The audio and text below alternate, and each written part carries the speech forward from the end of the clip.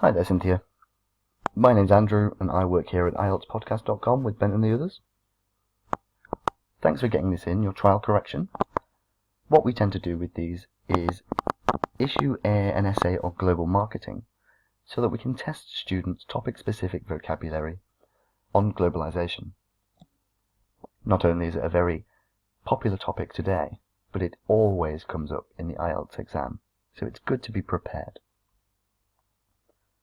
If you would like to make significant changes to your writing ability, it takes repeated corrections over time. Only in this way can you learn to spot your own mistakes and stop making them in the future. But for now, let's read through this essay sentence by sentence and see if we can make any improvements for you. So, these days, global marketing is becoming more predominant. Great word. While some people argue that it is intrusive to the country hosting it, others take the view that it is beneficial and a practical way to exchange information, language, and cultural practices.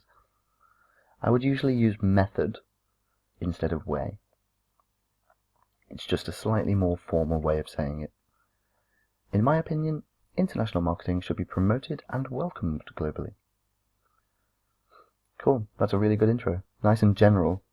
We don't want to be too specific in our intro. We don't want to raise any arguments. We just want to essentially introduce. And you've got the idea very well.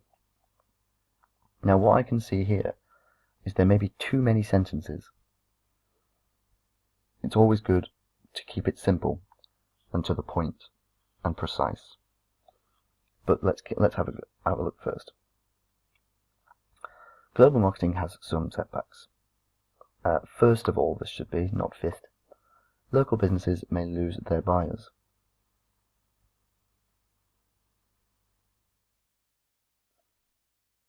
I would condense this into one sentence.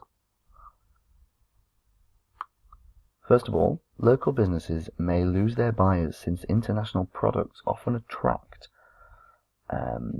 more consumers, leading to small local trades being overlooked.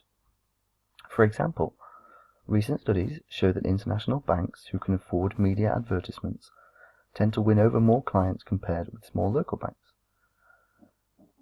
But it's really just saying the same thing. If you wanted to support this statement with an example, you would need to use some data. If you know of these studies, what did they show? How many more clients? Over what time period? What was the measure of success? We need to be as specific as possible. As a result, these companies slowly disappear in business. I would add this onto here, resulting in the disappearance of smaller companies. Furthermore, international marketing tends, plural, well, it's not plural, international marketing tends to negatively affect the traditions, plural, of a country. Since global marketing introduces a culture different from the host country, there is a high chance that locals who support their products would adapt some practices that are new to them. Good. A case in point is how Western culture negatively affects the traditional lifestyle of some Asian countries like Japan and Korea. You would have to explain this. What is the negative effect? What did it used to be like? What is it like now? And how is that bad? In academic writing, it's important that we expand all of our ideas fully. Normally, I would recommend that one paragraph only contains, it's important that one paragraph only contains one idea. But it would normally only need 4 sentences to express it.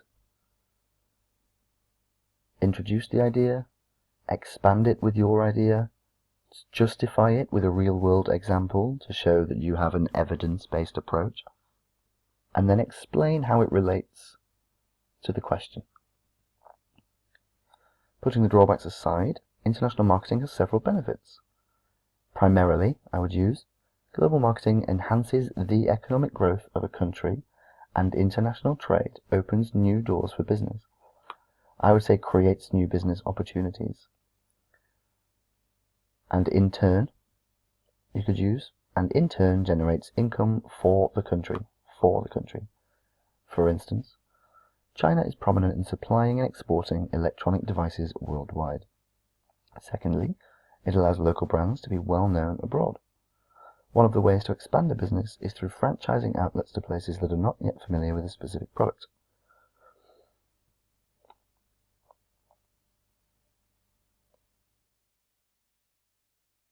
So what we've done here really is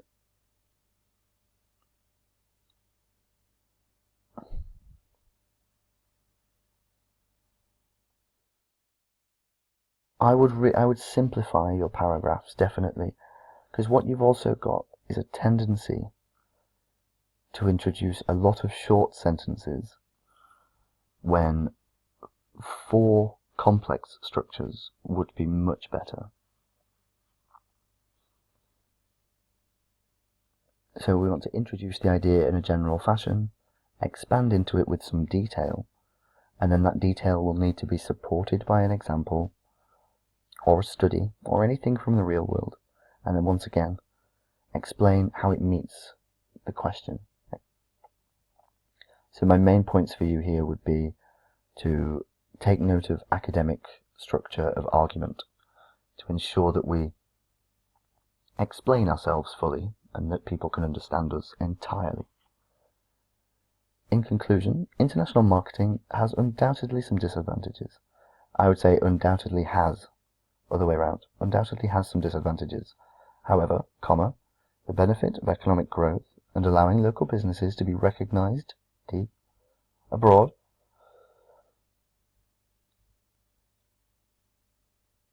because you can't say that the benefit has more benefits than downsides. The benefit has more benefit. Doesn't make sense. We would have to find a slightly different way of saying this. However, the benefits such as economic growth and global brand recognition far outweigh the downsides. Given this situation, it is recommended that global marketing ought to be supported internationally. Let's not repeat ourselves. So you clearly have an excellent vocabulary, and you're quite familiar with English. I can tell you have a confidence, but you must use a more academic structure to ensure that every one of your ideas is on point and precise. Don't try to write too much. Instead, answer the question as well as you can and represent that answer as accurately as you can. But if you would like to continue receiving corrections in this manner, where I sit here and point out all of your mistakes, you can subscribe to our course, the link to which is in this email. I do hope to be seeing some more of your work soon, but until then, have a wonderful day. Bye bye for now.